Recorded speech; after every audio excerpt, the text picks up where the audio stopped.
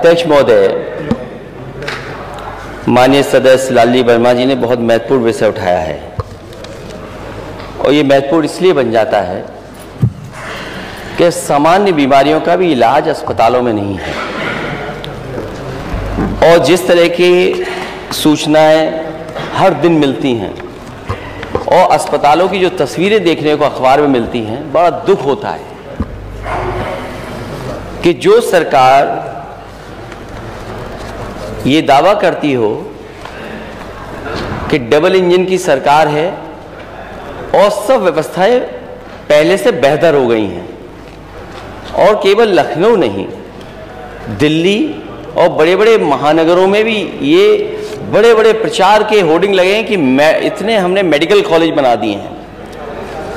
अगर सूचनाएं जो मिल रही हैं और डेंगू जैसी बीमारी का जो सरकार इलाज ना करा पा रही हो, वो सपना देख रही है $1 ट्रिलियन इकोनॉमी का, और डेंगू सामान्य बीमारी है कि ऐसी है बीमारी जिसका इलाज नहीं है, ये तो सरकार बताएगी।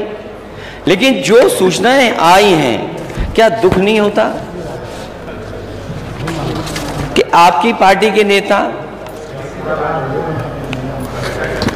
पूर्व सांसद, उनके बेटे को हॉस्पिटल में एडमिशन ही नहीं हुआ, वो एक अस्पताल से दूसरे अस्पताल और दूसरे अस्पताल के बाद सबसे प्रीमियर हॉस्पिटल या सबसे प्रेस्टिजियस इंस्टीट्यूशन में गए और स्ट्रेचर पे पड़ा रहा उनका बेटा, उसकी जान चली गई। अध्यक्ष महोदय, सरकार ने क्या किया? सरकार अगर जिम्मेदारी समझती तो क्या माननीय सदस्यों की कमेटी नहीं बन सकती थी? जो यहां माननीय सदस्य जीते हुए लोग हैं, ये जो सदन में बैठे, क्या इनकी कमेटी बनकर के नहीं देख सकती थी? यही नहीं, एम्बुलेंस का इंतजार करिए। आप एम्बुलेंस बुलाना चाहते हैं, एम्बुलेंस नहीं आएगी आपके पास। कहो एम्बुलेंस में जान चली जाए।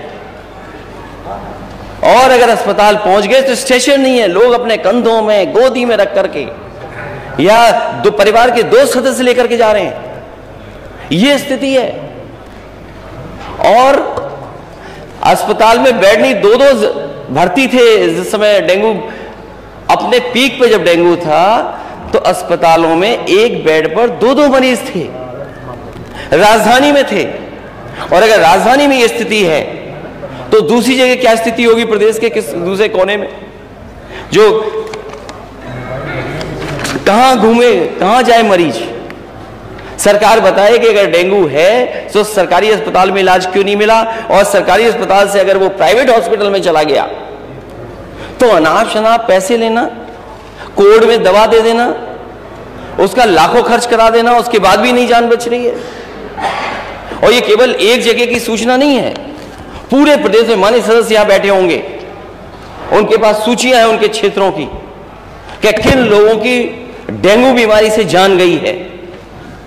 अभी माननीय सदस्य ने ठीक कहा कि जिसकी जान गई है लापरवाही की वजह से, यह अस्पताल पहुंच गया, इलाज नहीं मिला, कम से कम सरकार आ गया उनके परिवार की मदद करे, 10 लाख रुपए दे। आपको बहुत चिंता हो जाती है अगर कोई बात कह दी जाती है आपको।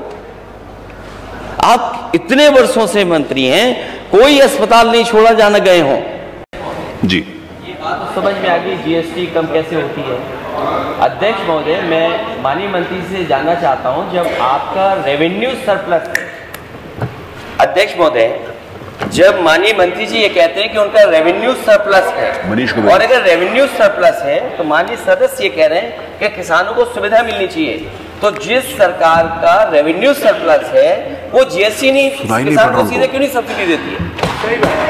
आप क्या कह रहे हैं? रुकिए एक मिनट।